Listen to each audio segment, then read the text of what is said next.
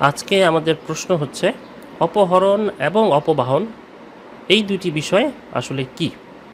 একটি হচ্ছে কিডন্যাপিং, আরেকটি হচ্ছে অ্যাবডাকশন। আচ্ছা, প্রথমে আমরা অপহরণ বিষয়টি কি অর্থাৎ কিডন্যাপিং কি এটি বুঝে নিই। দণ্ডবিধির ৩৫৯ ধারায় অপহরণ সম্পর্কে বলা হয়েছে। এখানে বলা হয়েছে যে অপহরণ দু প্রকারের হয়ে থাকে। একটি হচ্ছে বাংলাদেশ হতে অপহরণ, আরেকটি হচ্ছে আইনসঙ্গত অভিভাবকের হেফাজত হতে অপহরণ। বাংলাদেশ হতে অপহরণ হচ্ছে যদি কোনো ব্যক্তিকে অপর কোনো ব্যক্তি বাংলাদেশের বাইরে পাঠিয়ে দেয় বা নিয়ে যায় ওই ব্যক্তির সম্মতি ছাড়া, অথবা ওই ব্যক্তির পক্ষে সম্মতি দিতে সক্ষম এমন কোনো ব্যক্তির সম্মতি ব্যতীত যদি ওই একই কাজ করে, অর্থাৎ বাংলাদেশের বাইরে পাঠিয়ে দেয় অথবা নিয়ে যায়, তাহলে আমরা বলতে পারবো যে এখানে অপহরণ করা হয়েছে।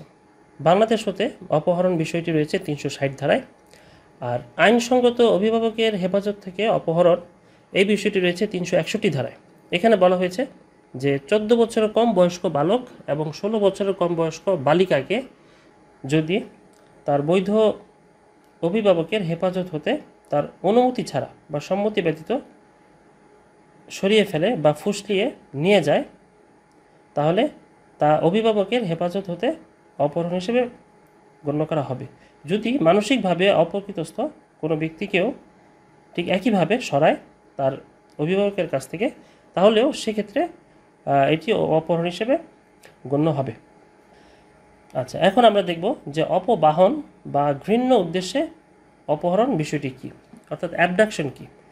৩৬২ ধারায় অ্যাবডাকশন সম্পর্কে বলা হয়েছে, কোনো ব্যক্তি যদি অপর কোনো ব্যক্তিকে বল প্রয়োগ করে কিংবা প্রতারণামূলকভাবে প্ররোচনার মাধ্যমে কোনো স্থান ত্যাগ করতে বাধ্য করে, তবে এরূপ আচরণকে অপবাহন অথবা ঘৃণ্য উদ্দেশ্যে অপহরণ হিসেবে বিবেচনা করা হবে। যদি একটি উদাহরণ দিই তাহলে বিষয়টি আপনাদের কাছে পরিষ্কার হবে। জাভেদ জুলেখা নামের ২০ বছর বয়সী একজন যুবতীকে বিয়ের প্রলোভন দেখিয়ে প্রতারিত করে এবং তাকে স্থানান্তর করে। এখানে জাভেদ ঘৃণ্য উদ্দেশ্যে অপহরণ করেছে এটি ধরে নেওয়া হবে। এখানে আপনারা একটি বিষয় মনে রাখবেন যে অপবাহনের ক্ষেত্রে যদি কোনো ব্যক্তি স্বেচ্ছায় সম্মতি দেয় তাহলে সেটিকে অপবাহন হিসেবে ধরা হবে না।